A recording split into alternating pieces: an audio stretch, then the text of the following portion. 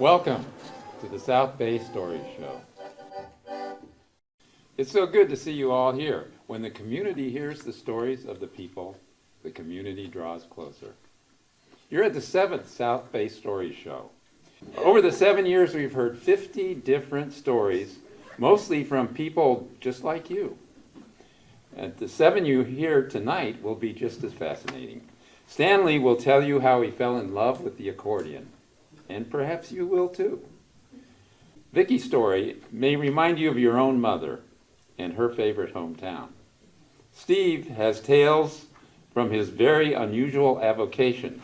Now, Steve is not with us tonight because of an illness, not COVID. Steve's story will be read by Rick Ramirez.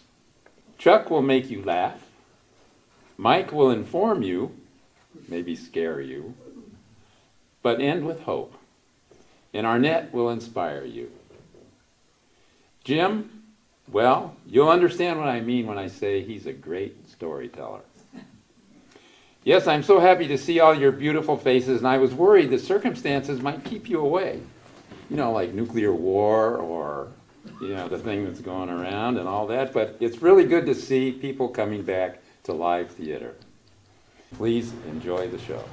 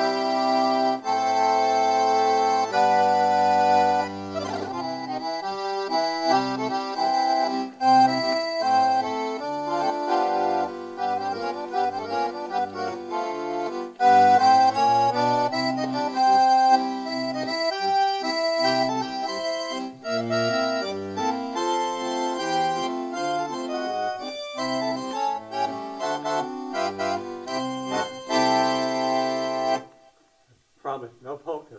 Hi, my name is Stanley. Once again, welcome you to our show tonight. My father always had a sense of humor. I remember telling him after my first few music lessons at the age of 7 that I wanted to be a professional accordion player when I grew up. He paused a bit and then said, "Stanley, you are going to have to choose one or the other. You can't do both." I think I knew even then what he meant. Over the years, I would hear far too many jokes with my instrument providing the punchline. Here's one. What's the difference between a professional accordionist and a pizza? A pizza can feed a family of 4. Hell, even my composition teacher, Nick Ariando, used to have a bumper sticker that read, "Use an accordion, go to jail." I was, in short, always in two minds about the instrument. I was lucky enough to have 2 gentle tiger parents who pushed me to continue my studies, and they were always eager to have me play Lady of Spain at their parties. Much later, I learned that they did this to basically clear the room and send the stragglers home. It usually worked, by the way, and I learned to hate Lady of Spain as much as their guests. Growing up with the Beatles and Bob Dylan and hippies from Woodstock as my musical heroes, I kind of lost interest in my poor instrument. But a good college music teacher helped awaken my interest in classical music, especially Johann Sebastian Bach, which I'll play you a bit of in a minute. Why Bach? Well, being half Italian, I was used to suppers where everyone was talking at once and fully comprehending what was being said at the table. How is this like Bach? Well, Bach's music is at least a conversation where different melodies are chattering away with each other at the same time, and they're all playing a part.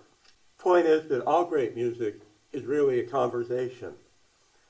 And the two distinct voices of my instrument on the right hand, on the left hand, and the right hand, other right, help to highlight the complexity of much of the music that I like to play.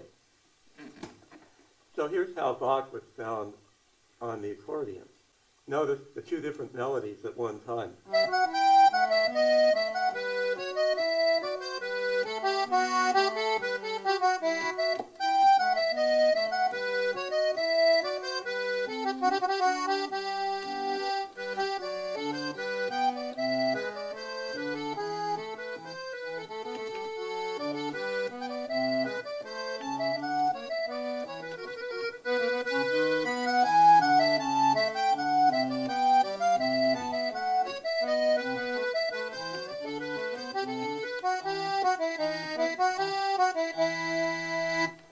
Yeah.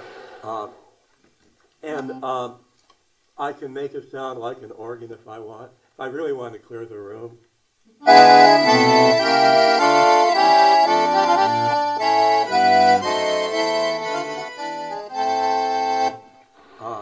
So I'm learning that my accordion had powers that I didn't know had.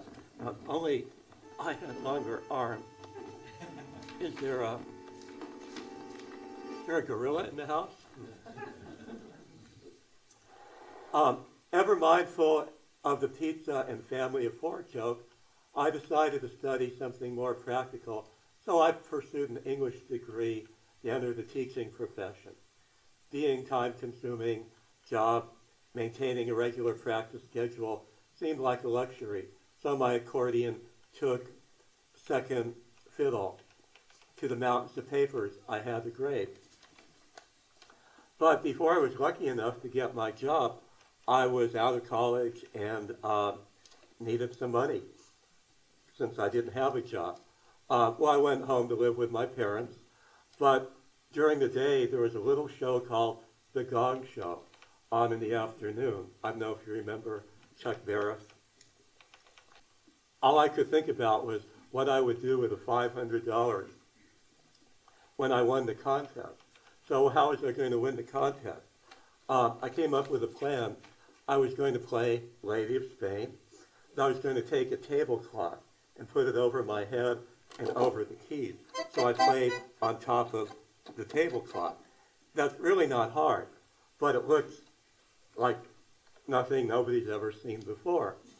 I remember walking out on stage and hearing J.P. Morgan say in a loud voice, "That man's an idiot." Nevertheless, I got second place. No money, but a clock and a vacuum cleaner. But that was a sort of adventure, and it helped get me over my stage fright. In addition to performing, I've always sort of had a love for making my own music. It was hard for me to pass the piano in a house or a lobby without wanting to sit and play things on it. I didn't have the technique, but I liked creating my own music. And it wasn't until I had a very good teacher who is himself quite a composer, Nick Ariando, that he encouraged me to write my own stuff.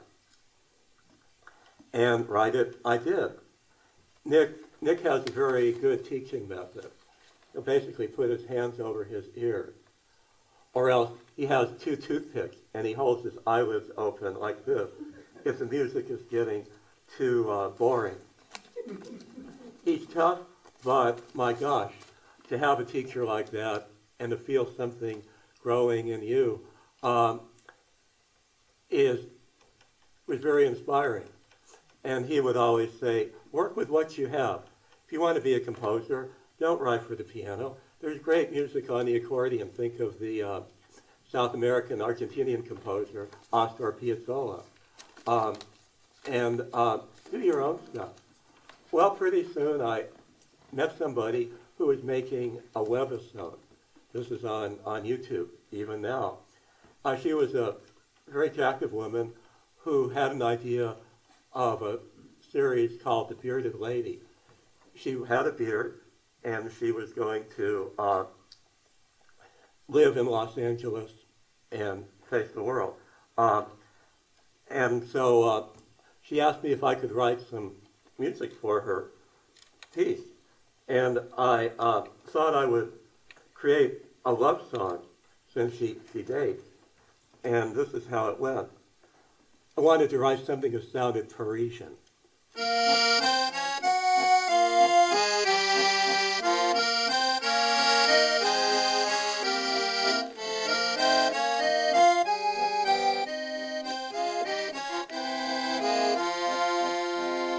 On and on like that. Well, she said, Stanley, there's one problem. We're in San Jose, we're not in Paris. That doesn't really fit the mood. I want something more like an overture. And can you write ragtime? This was the piece I wrote for the overture, for the credit. And they used it. And it basically got me to writing a lot more. This is my final piece, and I'll play it, part of it for you.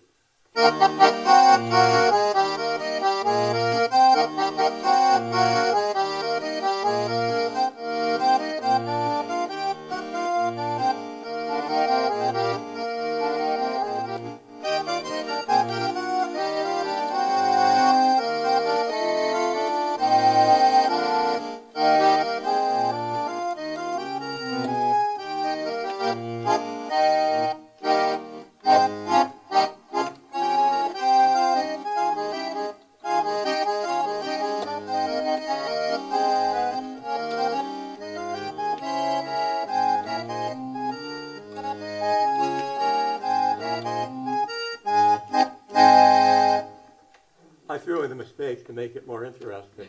Anyway, they like that, and it's on YouTube now. So it's been an exciting adventure to learn to love your instrument, to grow where you're planted, and to make use of what you have. And it's been a pleasure sharing with you some of my experiences. Well, thank you.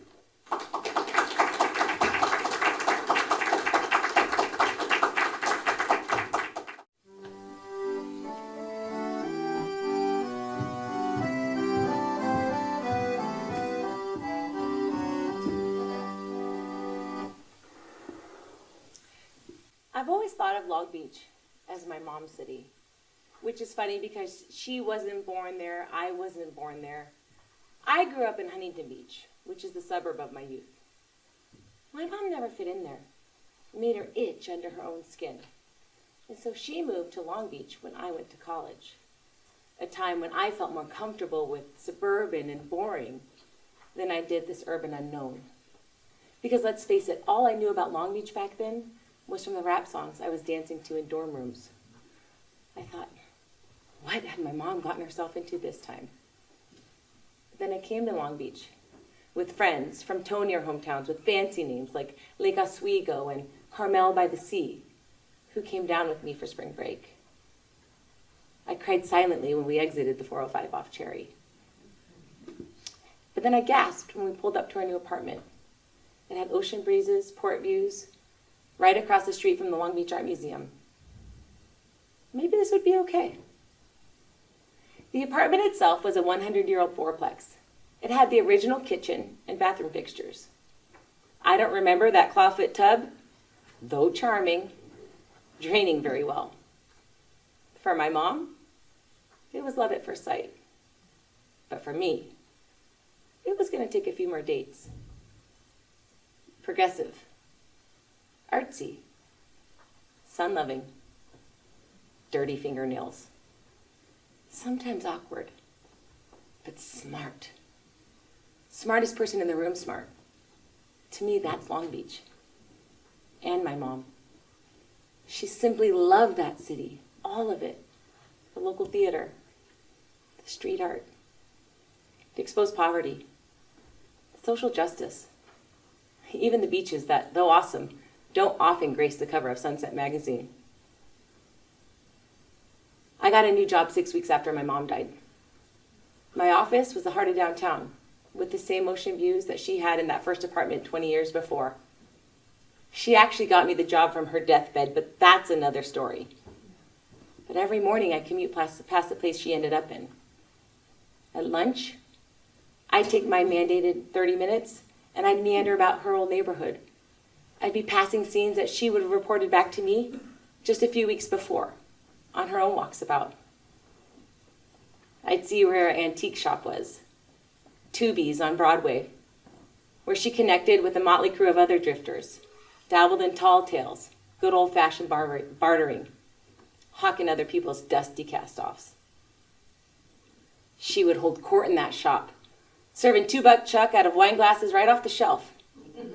Tags were still attached because heaven knows that the inventory was still for sale. She can't be gone because I see her everywhere there.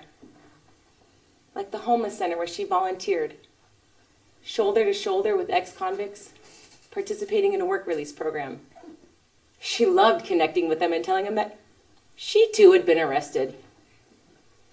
Truth be told, it was a littering case, but she was assigned freeway cleanup nonetheless. Like everybody else, the ex-convicts loved her. I see her in the arts district. I see her in the Art Deco architecture that made her giggle. In the Spanish tile, the Catalina tile outlining the Spanish stucco, she always stopped to admire. And my God, do I see her in that street art. That lady never saw a mural she didn't love. Every spray-painted underpass or alley was better than the Louvre, in her mind. I even see her at the Rite Aid near Bluff Park, the halfway point of her daily walk, where, on hot days, she treated herself to a single scoop cone for the return trip home. Long Beach put a smile on her face before it grew into the town so many of us are proud of. She was practically deaf, so the occasional gunshot, car backfire, it didn't bother her. Neither did the scream of the ambulance from the 3rd Street fire station, just down from her place. But she loved the skateboarders rolling by at all hours, and the Cal State students buying coffee from shops she deemed too expensive. I grieve for her every minute. But I also thank her. She shared Long Beach with me. And guess what? I fell in love too. She gave me my adopted hometown, the place where her grandkids are growing up, splashing through beach days, playing Little League, making their childhood best friends. Amidst the shock of her stage 4 cancer diagnosis a couple years ago, I got into Mom's hospital bed, ducking through the monitors and cords. I found her small frame, and I held her. This was a disconcerting move for both of us because my mom didn't do cuddling. But in that embrace and my own out-of-body experience, I told her, Mom, you can haunt me. I'll take you in any form, even after you die. I'd prefer you not to be a scary ghost, but even that's okay. Please, just don't leave me. Now that she's gone, I see it. She is haunting me. The good kind, not the scary kind. Through Long Beach. My city is her ghost. It's where she left her mark, and it's the place that left the biggest mark on her. I'm so grateful for the sunsets, the cityscape, the pocket parks, patio restaurant, the bike path, and yeah, the street art. Each one giving me moments of the day to be with her. So I love my town for at least 100 reasons of my own. But now, I also love it because it keeps my mom alive for me. Thank you.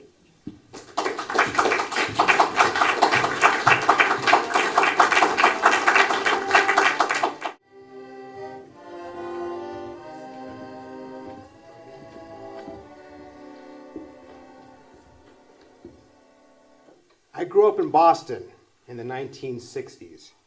I liked all things, all the usual things. I was a Red Sox fan. I loved rock music like the Kinks and Boston women. But there was one interest of mine that was unusual. I spent a great deal of my free time in the cemeteries. My cover for this unusual interest has always been that I liked history, which is true. Although I wasn't spending as much time exploring battlefields, historic buildings, and museums. For me, the big turn on was graveyards. And they still turn me on. I've written books, I have a website. I'm a member of the Hollywood Underground, 200 plus people located all around the world with the same interest. We like to know the stories of the greats and how and when they met their earthly end. As you might imagine, I've had some unusual experiences in the graveyards. Let me tell you about this one time not too long ago, but before cell phones.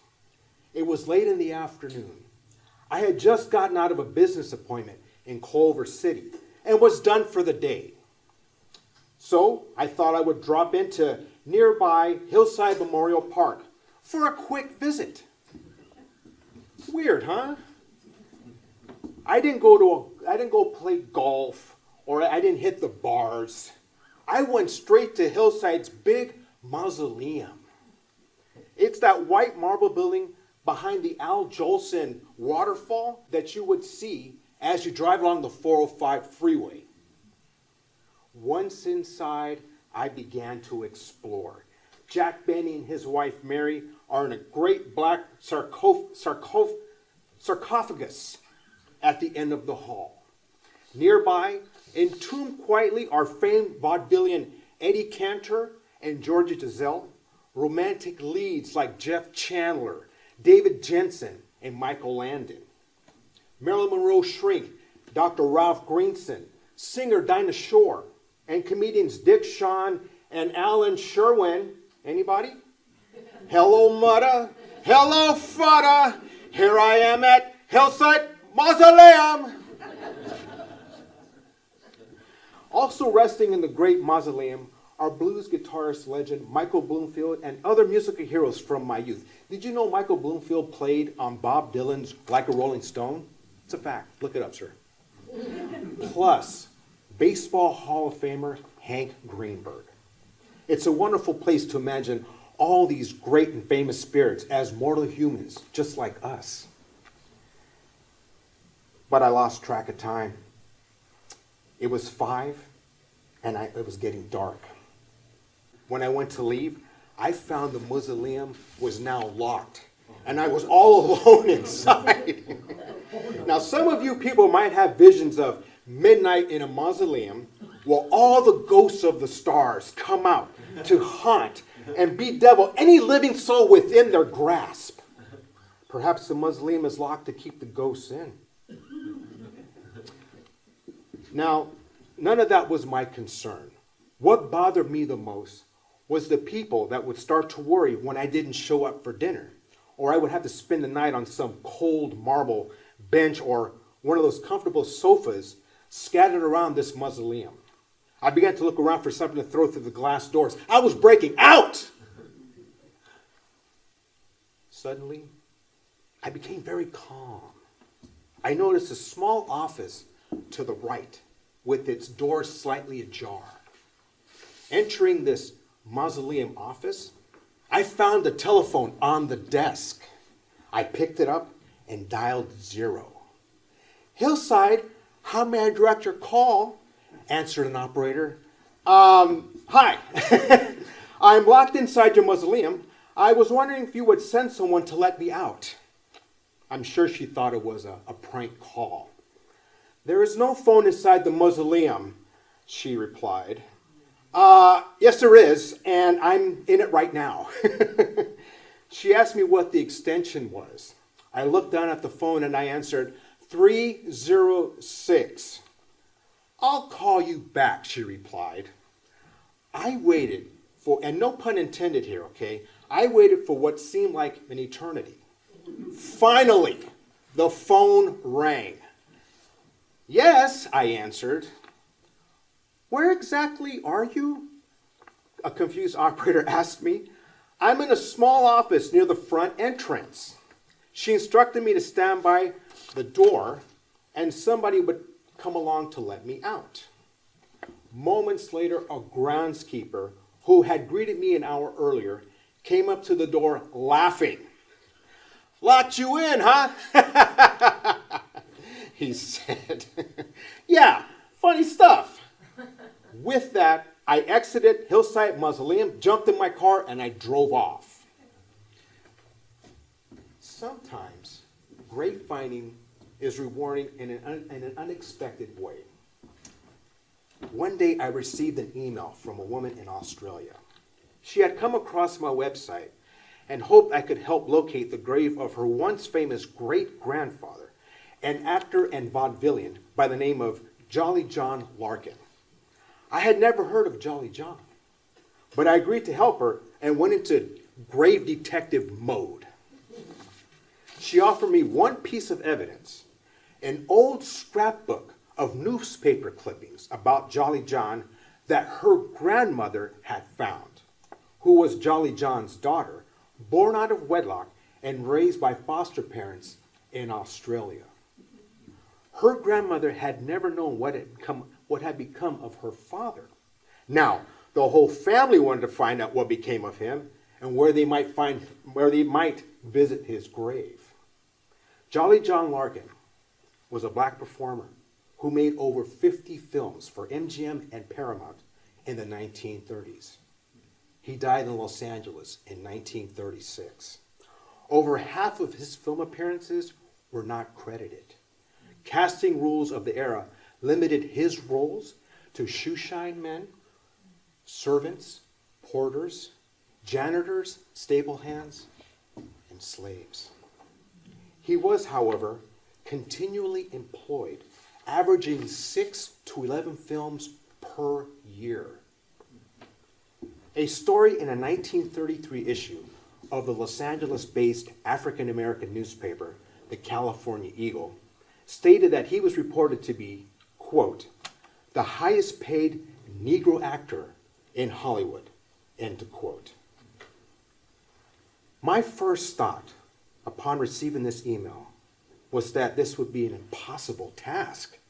How could I possibly go about finding the grave of this once famous but now completely unknown man? He had variously spelled his name as Larkins with an S. And he also used his last name, his real last name, Smith. I did have a hunch, however, that if this was a black performer who died in Los Angeles in 1936, he was most likely buried in one of two places, Evergreen or Angeles Rosedale. The only two cemeteries where a black performer would have been buried in the 1930s. I shared her request with fellow members of the Hollywood Underground. One member, Jim Lacey of Ohio, a collector of old death certificates, actually had John Larkin's death certificate. In fact, he had it in his collection for 24 years. Incredible. This information led me to Evergreen Cemetery in Los Angeles, where I located Jolly John's grave. And lo and behold, his picture was on his headstone. The discovery of this grave brought tears of joy to 3 generations of family half a world away, including the now 83-year-old daughter of this once famous man lost in time to history and to his own family. Jolly John's descendants, wanting to complete this journey together, have now made a pilgrimage to visit the grave of their long-lost patriarch. News of this discovery gave new vigor to his daughter and gave his grand and great-grandchildren the ability to give their grandmother one of the most precious gifts they could ever give, a connection to the father she had never known. Thank you.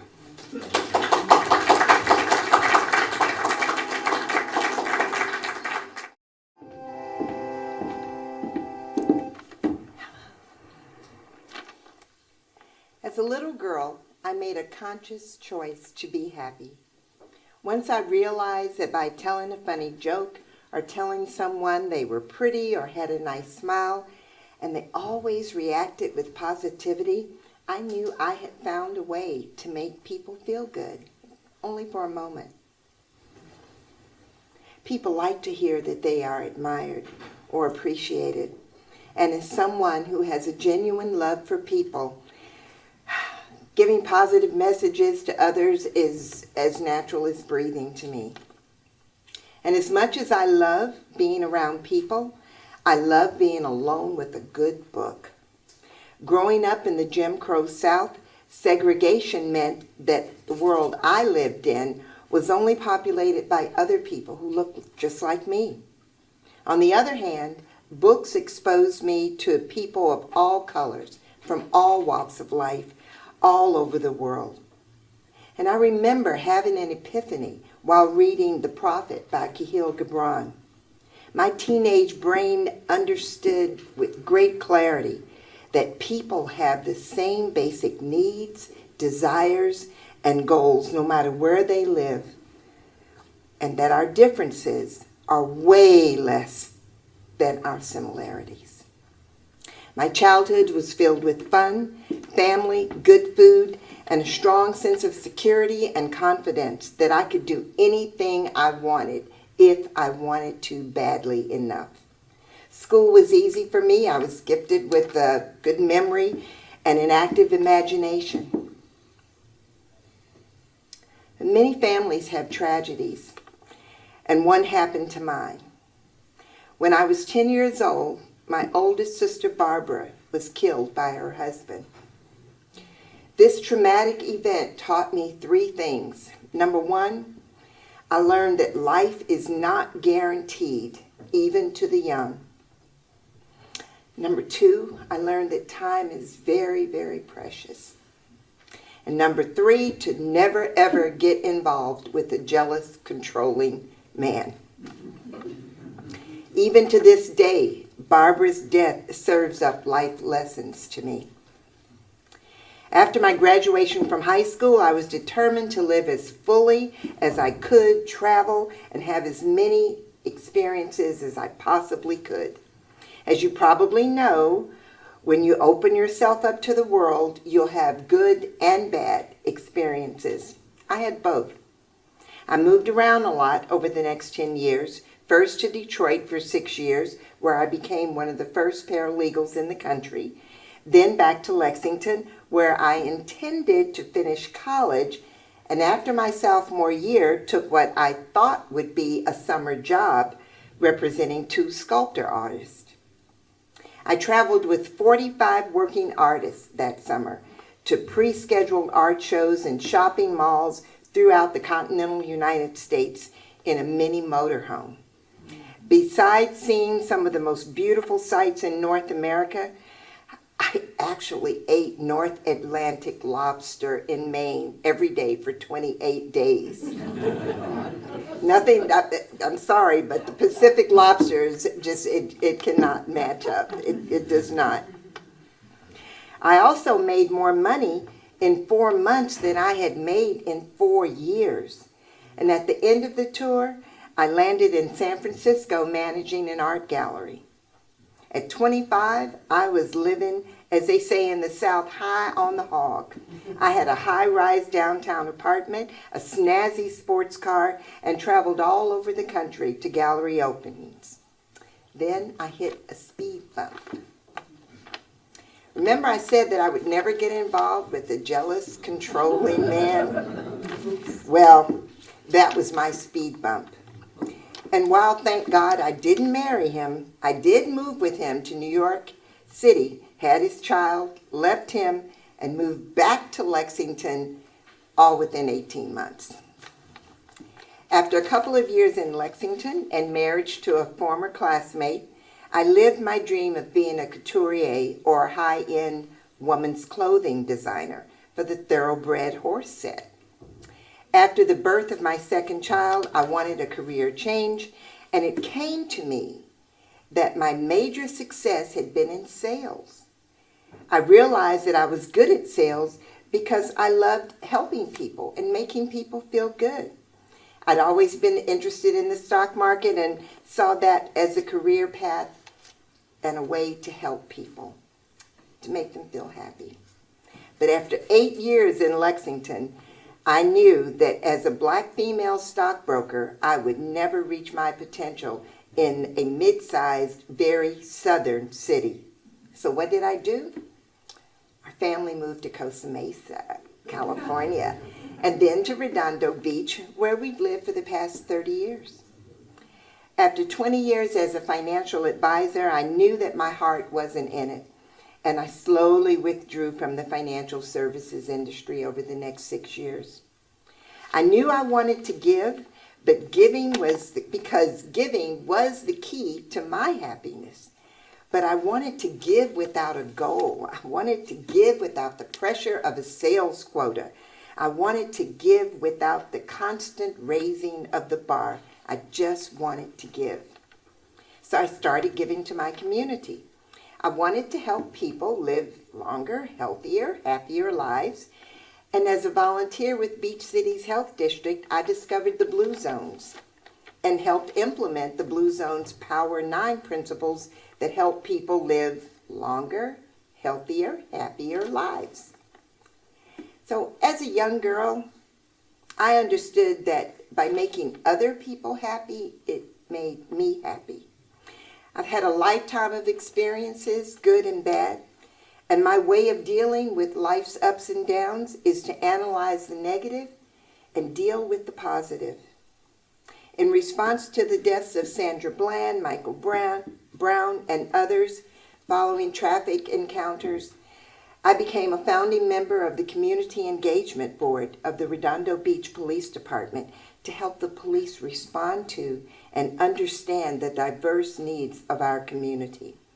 And soon I'll launch an online course called HAPPY. It's an acronym for Habit, Attitude, Purpose, People, and You, where I teach people how to achieve and maintain happiness.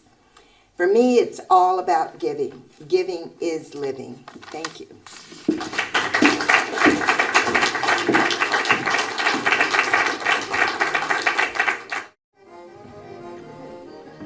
Hi, my name's Chuck, and I'm fired up. Are you fired up?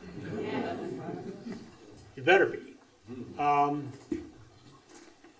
For those of you who saw me before, don't be worried that you're going to hear the same old stuff again, because with two exceptions, everything's new. There's two that are repeated because after the last show, people come up and said, I've heard you tell that story several times and it gets better every time. So you get to hear it again. But I have two hot flashes for you. One, I'm not a young guy. And two, old age is not for sissies. My main man, how old are you? 43. 43. I'm 85. I'll bet you when you go to bed at night, you put your head down, you go to sleep, next time you open your eyes, it's tomorrow. I go to bed, I lay down and put my head, close my eyes. Next time I open my eyes, it's an hour from now. I get up and go to the bathroom, and then I come back, and an hour later, I get up again and go into the bathroom. I got the carpets worn out between the bathroom and the bedroom. But there are some advantages, believe it or not, to old age. What are they? One, kidnappers never bother you. Two, in the case of a hostage situation, you're the first one they throw out. 3, you go to buy something new, you don't have to worry about how long it is until it wears out. And yeah, so, and the 4th one I'm going to think about in a minute. I'm hoping I get younger as I'm standing up here. So the 4th advantage is you don't have to worry about telling your secrets to your friends because they can't remember them either. So like a lot of people in my age group, I have friends at the old folks home. So I was over there visiting the other day, and this lady's running around lifting up her dress. Super sex! Super sex! Super sex! She comes up to me. Super sex! Super sex! I took one look at her and I said, I think I'll have the soup.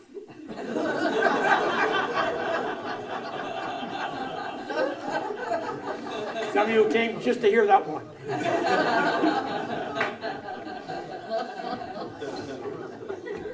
So while I was in the old folks home there's this lady running around, and one of the residents, and she goes up to this guy and says, I bet I can guess your age.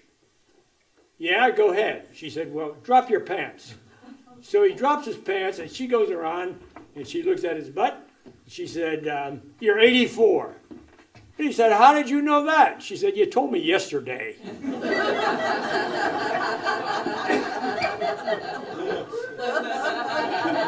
We're on a roll here.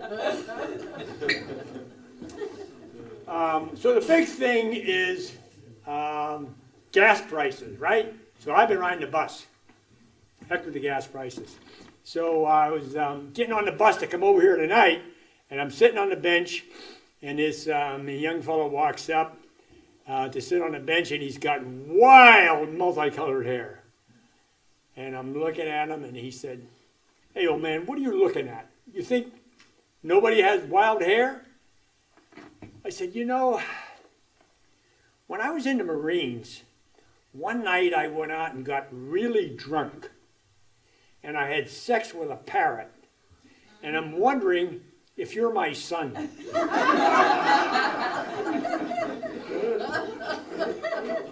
So a man and a woman who didn't know each other, they're also trying to beat the gas prices. They're going to cross country on a train. So they get on the train, and they don't know each other, but they're put in the same room. So the old guy's up on top, the lady's down below. So in the middle of the night, he reaches over, looks down, and he said, it's kind of cold. Would you mind reaching on that shelf and getting a blanket for me? And she said, I got a better idea. Let's pretend we're really married. Whoa! Whoa, right. So she said, get it yourself. And he rolled over and farted. Like a lot of old guys, I spend time in the doctor's office. So I went in the doctor's office, and there's 2 people, husband and wife, waiting ahead of me. So the guy goes in first, he leaves the door open, I can hear everything. And he says to the doctor, well, I have control of my bladder and my bowels, and the good Lord's looking out after me, because every night when I get up, the good Lord turns the light on for me when I go to the bathroom. So he goes out, and the wife comes in. She said, I exercise every day, I eat healthy, I don't have any aches and pains. Well, it seems like you're both doing really well.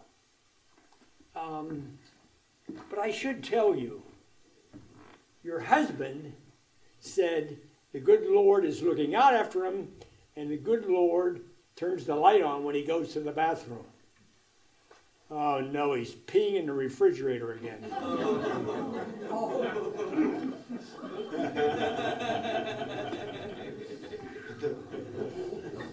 Tough crowd. So I go in and get examined, and I leave, and A couple months later, I'm doing what I do best. I'm walking down the Strand with this young honey, and the doctor comes walking by. Whoa. And so the next time I go in for a checkup, he said, "You must be doing really well. I'm just doing what you told me." What did I tell you? You told me, get a hot mama and be cheerful. No! I told you you have a heart murmur. Be careful.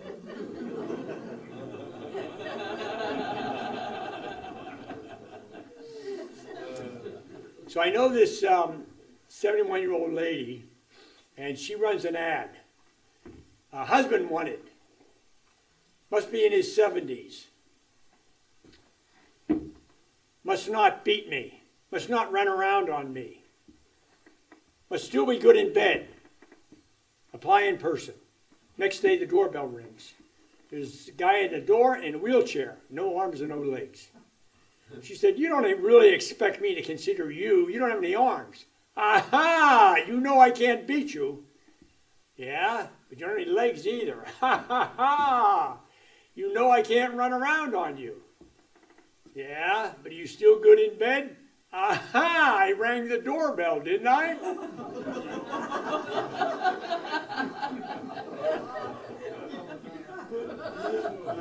So, I admit I'm not much of a comedian, but I'm a great actor. And I auditioned for this part in Hollywood, and I got a speaking part.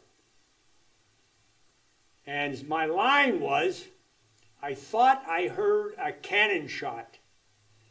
I practiced day and night. Forever. I thought I heard a cannon shot. I thought I heard a cannon shot. I thought I heard a cannon shot. I thought I heard a cannon shot. I was ready. Opening night came, and I knew my line. So the director brings me up to the edge of the stage. He says, "Wait here, I'll tell you when you're on." So while I'm waiting, I'm rehearsing to myself. I thought I heard a cannon shot. I thought I heard a cannon shot. I thought I heard a cannon shot. I thought I heard a cannon shot. He taps me on the shoulder and he said, "Go out there." I walk out there and boom! I said, "What the hell was that?" Thank you very much. You're a great audience.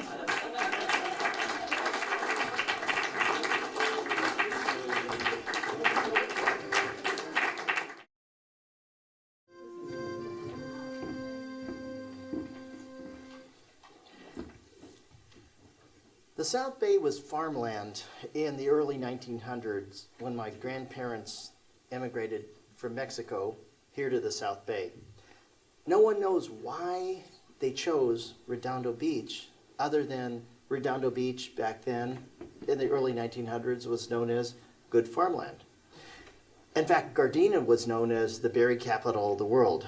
And so my grandparents farmed. We actually have a document of the family that shows that they leased 27 acres of farmland at Prospect and Pearl, South Redondo Beach, for $270 a year. Imagine that. So family is so important in shaping a person's life. How did my grandparents shape my life? Well, I'll tell you. I was born in Redondo Beach. Actually, it would make me third generation Redondo Beach. My mom had me when she was 40, and my grandmother at that point was very old, so she died when I was younger. My father passed away when I was 2. So I was raised by a single parent back in the 1960s, which was kind of unusual for those times. Not so these days, but back then it was unusual. Do you remember your first job? I remember mine well. It was back-breaking work, loading 100-pound sacks of fertilizer in a plow-like device, and it was actually a tulip farm in Torrance. And I carried that hard work ethic with me into my high school sports. By the way, Maricosta High School, class of 1978. So You might think I would never want to see a tulip as long as I live, but then that just isn't the case. I really felt like I've had a green thumb, and like I always felt like I had a connection with nature. I always felt like everything was connected. And many years later, science confirms this, that everything is connected. Did you know that if a tree is lacking in a particular nutrient, a neighboring tree will take out of its storehouse of nutrients and give nutrients to the distressed tree? It's just fascinating. And if you take a look at the largest life form on Earth that we know, the giant sequoia trees, they begin with a tiny little seed. It's just a wonder, the wonder of it all. So, did you know the original solar panel is a tree? Think about it. What does a solar panel do? It collects the sun's energy and it turns that sun energy into something useful for people. And a tree does that and so much more. In fact, a tree, when it collects sun's energy, produces all the protein, carbohydrates, and fats that enable all life on Earth to live. And, oh, by the way, trees also give us something called oxygen. So, very, very important. Well, my older brother was a gardener, and so by default, I thought that, that was a natural thing to do. So when I went to college, I chose environmental horticulture as my choice for my major. I worked for a brief time for the city of Redondo Beach as a tree trimmer, and then founded a landscape construction company over 40 years ago. And at Enviroscape, that's the name of the company, Enviroscape, we always did things a little bit differently. For example, everybody else was using chemical chemical pesticides and herbicides. We weren't. Everybody else was installing water wasting sprinklers. We were doing drip irrigation. And this was back in the 1970s. Pretty nouveau for that time period.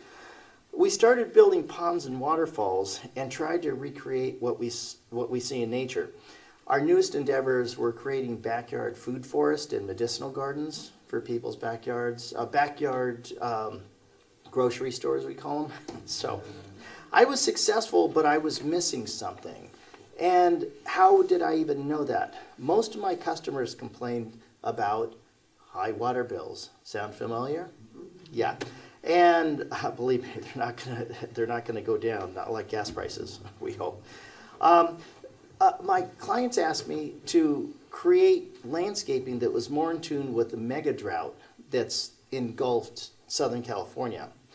And people were looking, believe it or not, for healthy food.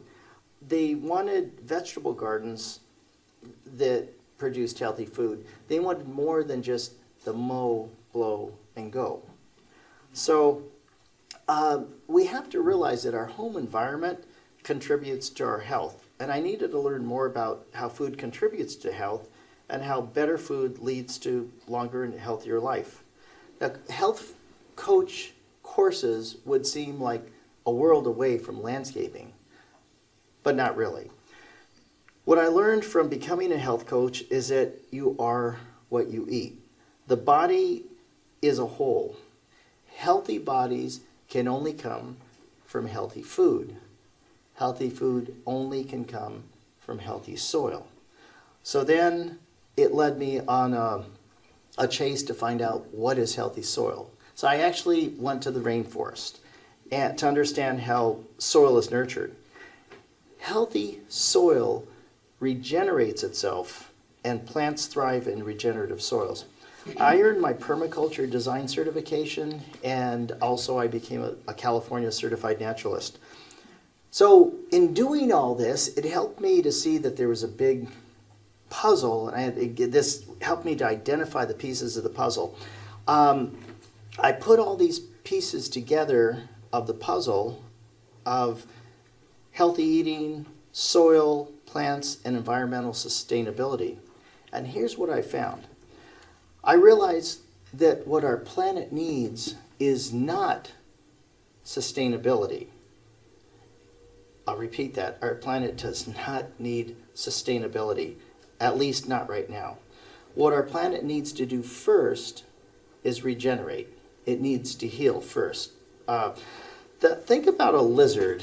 We've all seen the lizards in our yards or botanical gardens, and you have a big lizard, and then your cat catches it, and then it's like, oh, I don't want to get eaten, and so its tail comes off. And so a lizard like that now is a lizard like this. What's going through that lizard's mind is, I don't want to sustain this short body. I need to, what does a lizard do? Regenerate that tail. And so it stands to reason that with our planet, we must heal our planet first under the assault that it's been going under the last 100 years because of the pollution and so forth. So my studies taught me that life that all forms of life, trees, cows, birds, that we all need carbon in the atmosphere. The enemy is not carbon. The enemy is the carbon's out of balance. There's too much carbon in our atmosphere. And what happens when there's too much carbon in the atmosphere is it traps heat, and so the planet's getting warmer. Icebergs are melting and all that other stuff you can read about. So there was a balance for hundreds of millions of years where carbon in the air and carbon in the soil were good and everything thrived. So what has disrupted this balance in nature? Well, one life form in particular, humans, figured out how to dig up millions of years of energy, buried carbon, and they burned it as energy, and quite inefficiently. And these huge quantities of burned carbon released into the air disrupt the happy old balance that there was between carbon in the air and carbon in the soil. And the result, our planet, again, it's heating up. It's not a good thing because too much carbon captures the excess heat, and this causes the oceans to acidify. It causes more insects. If you're growing roses, you're going to have more roses. So even simple little things like that. So problems on top of problems everywhere. What can we individually do to restore the balance? Of course, we're working on reducing our fossil fuel consumption or making things run more efficiently. But is there more that we can do? I had an epiphany. The solution is right below our feet. It's called regenerative agriculture. Regenerative agriculture puts carbon back into the soil where it belongs. This whole greenhouse gas that we hear about, that's causing the planet to warm up, is bigger than any one person can handle. And yet, each and every one of us has a part in regenerating the planet. Remember the story of the little boy who was throwing stranded starfish back in the ocean? There were thousands of starfish, and he's throwing it in the ocean. And another little boy walks up and says, "Why are you doing that? What difference could you possibly make?" He picks up a starfish, he throws it in the ocean, says, "Well, it made a difference to him." Picks another one up, and it made a difference to him. So the fact of the matter is that we may not be able to stop all excess carbon, but together we can make a difference. What can we individually do to make a difference? Well, one of the biggest things that we can do, or probably the biggest thing, is to plant a native garden. Plant a native tree. Plant a native plant. They sequester carbon so much more efficiently, and you're going to lower your water bill because native plants don't need a lot of water. Plant a fruit tree, because you've got to think about the planet. You got to think about yourself too. Did you know that if you pick kale or lettuce, within 2 or 3 days they've lost about 40% of their nutritional density? So it's something to think about, growing your own at your house. Regenerative farmers, something to be said about that. If you don't have the room for a garden at your house, then vote with your dollars by supporting regenerative agriculture. Regenerative farmers don't use pesticides, they don't use herbicides, they partner with nature to build healthy soil, and this in turn sequesters carbon and produces the most nutrient-dense food on the planet. So personally, my own home garden has been converted into a food forest, and there's lots of fruit trees and native plants to feed the pollinators. I host a monthly meetup group for the community on the first Saturday of each month from 2 to 4 p.m. That's why my throat's a little sore today, talking for 3 hours, answering questions. But you can come whether you're beginner or advanced, and we give you guidance on how to design it and how to do it. And if it seems like a little bit more than you'd like to take on, we could build it for you.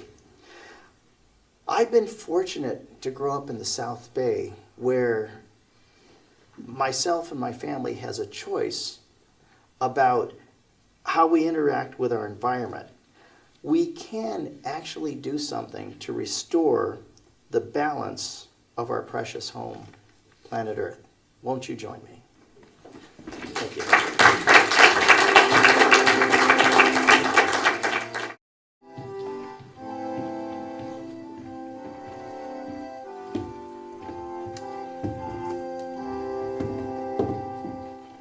I used to love to spend the summertime with my grandparents.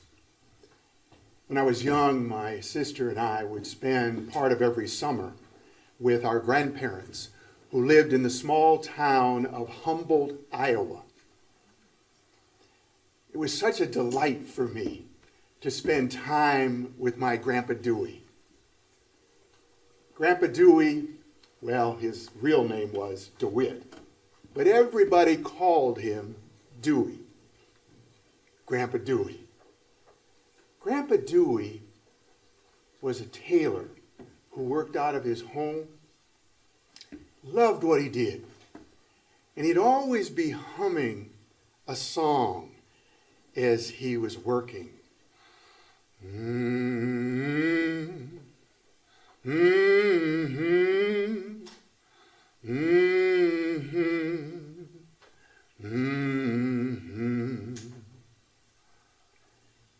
He had this joy about him that made me feel so good to be around him.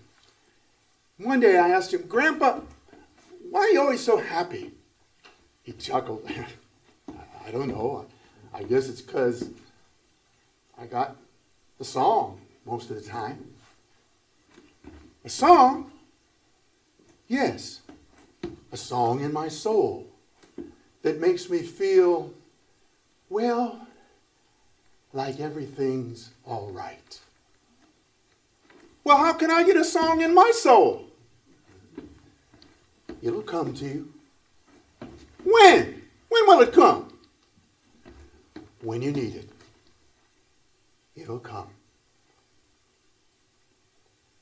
Grandpa Dewey drove this green DeSoto.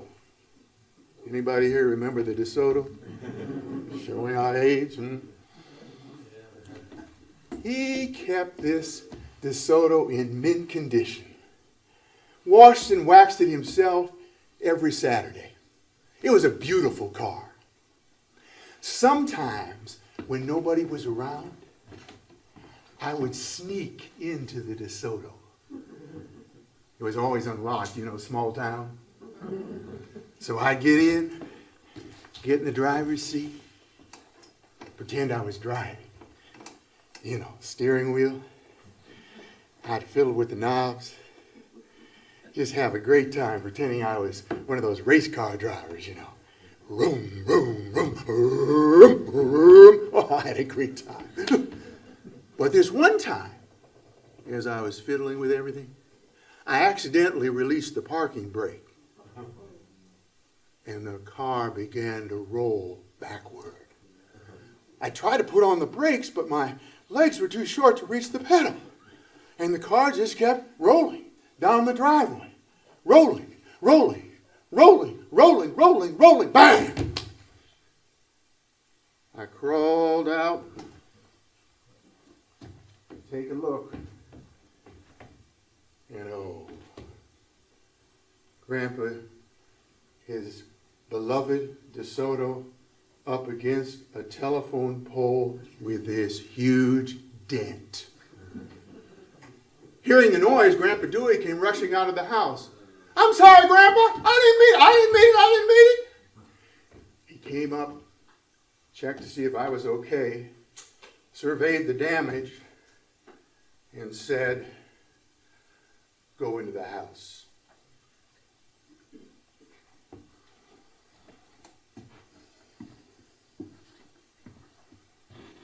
By the time he came back into the house, I had gone and gotten all the money I had made doing little chores over the summertime. And I brought it to him and said, Grandpa, will this fix your car? Well, let's see how much you got. We counted it together. It came to $8.27. I guess that'll about cover it.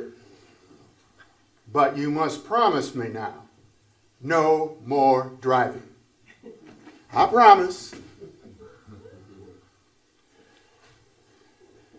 Grandpa Dewey never did tell me how much it really cost to repair his beloved DeSoto.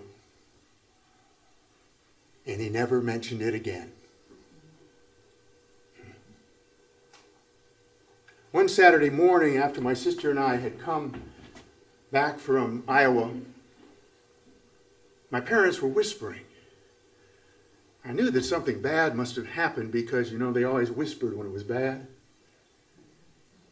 My mother came up to me and she said, Grandpa Dewey passed away last night. Passed away? Where'd he go? Can I go see him?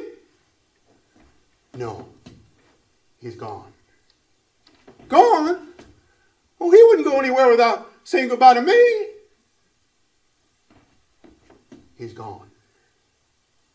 Gone to heaven.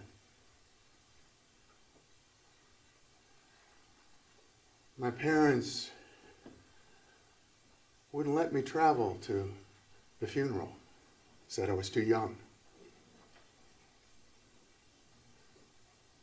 But some weeks later, I was rummaging through my closet looking for something, and I came upon this photo. A photo of me with Grandpa Dewey. I stared at him.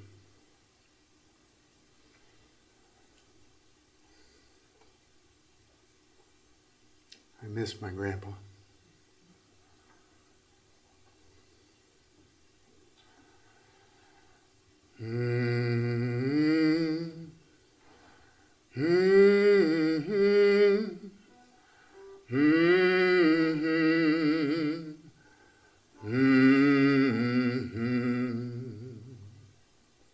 As I stared, I realized I'd been humming a song. One of Grandpa's songs.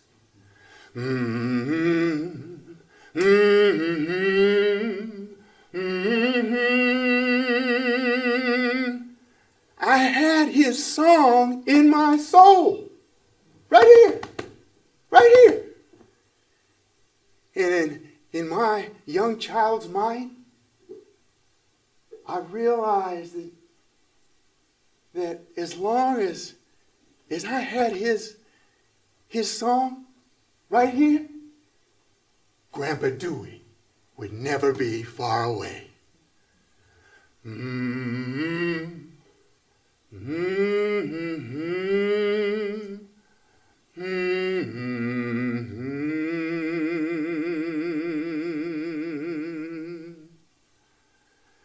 As I grew in years, more songs took root in my soul to comfort me, encourage me, empower me even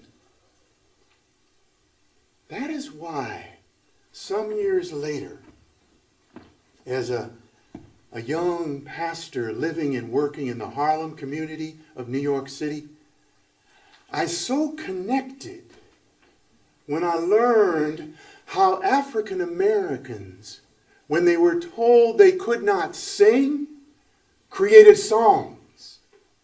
Songs that we call spirituals.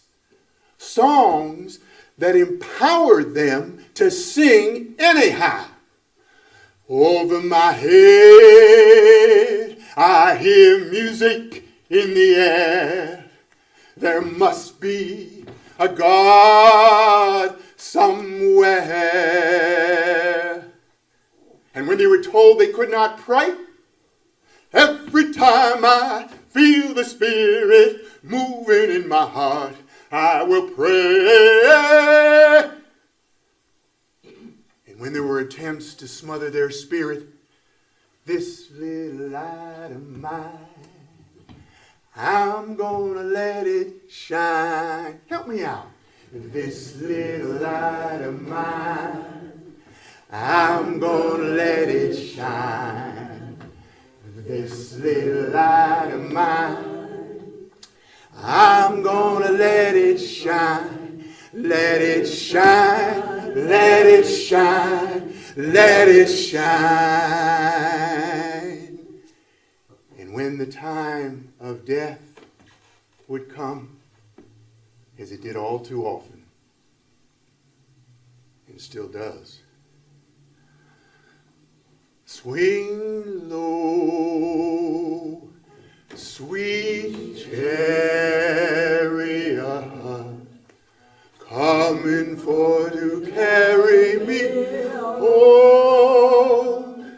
Swing low, sweet chariot, coming for to carry me home. Oh, when the saints go marching in, oh, when the saints go marching in, oh Lord, I want to be in that number. Oh, when the saints go marching. One more time. Oh, when the saints go marching in. Oh, when the saints go marching in. Oh, Lord, I want to be in that number. Oh, when the saints go marching. Oh, yes, yes, yes, yes, yes. Grandpa Dewey was so right. As long as we got a song in our soul, whatever life throws at us, we'll be all right.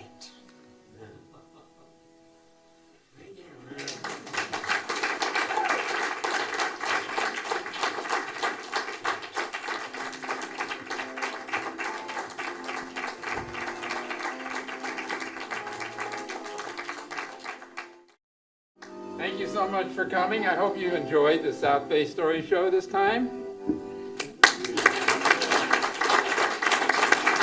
been a great audience. Thank you so much. And now I'd like to bring out our storytellers for one more appearance and bow.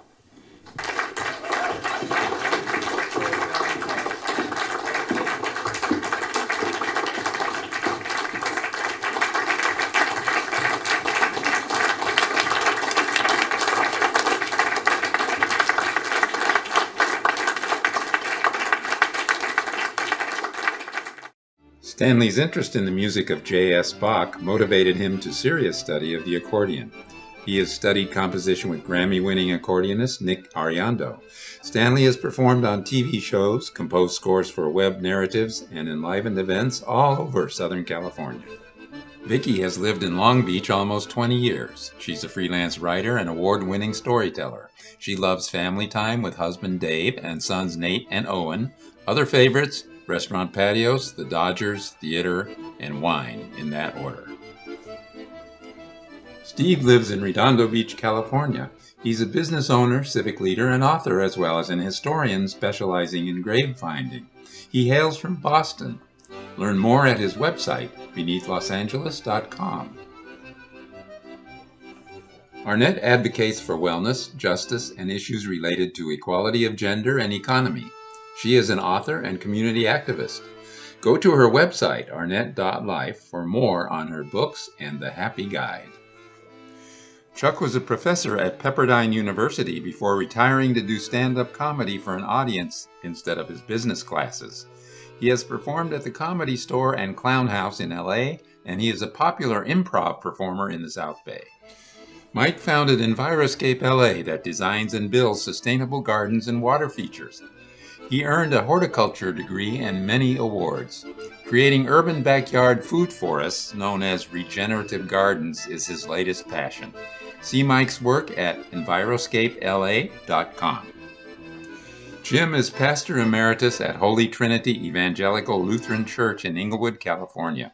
Throughout his 38 years as a pastor, he has brought the Bible to life with humor and song and dynamic storytelling. Hi, thanks for watching.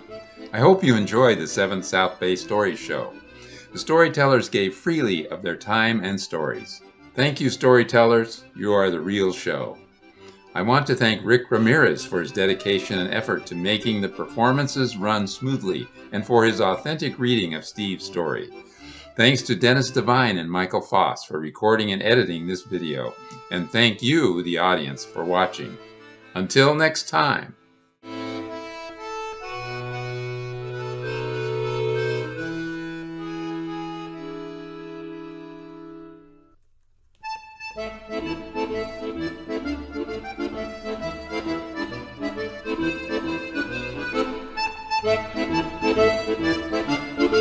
Thank you.